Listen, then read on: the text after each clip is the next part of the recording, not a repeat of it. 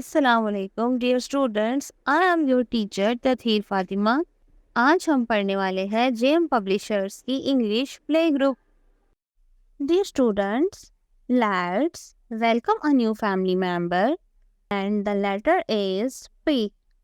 Letter P is 16 letter of alphabet family and it has a sound, and the sound is P. P. P. Repeat कीजिए students मेरे साथ। P. P. Dear students, let's open the page number 24 of your book. यहाँ पर आपको कुछ vocabulary words दिखाई दे रहे हैं जो कि लेटर P से बनते हैं। तो आइए इनको मेरे साथ मिलकर रीड कीजिए। Letter P. P. Parrot. Letter P. P. Parrot. Letter P. P. Pencil. P. P. Pencil. Very good.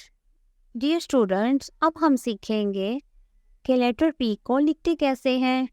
घर पर अपनी बहन या मदर की मदद से, स्कूल में टीचर की मदद से एक सैंड ट्रे लें और फिंगर से लेटर P की ट्रेसिंग सीखिए।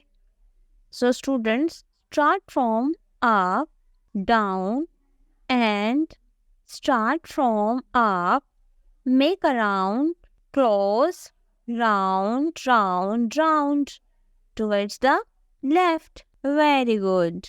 It has a bright pop, pop, pop.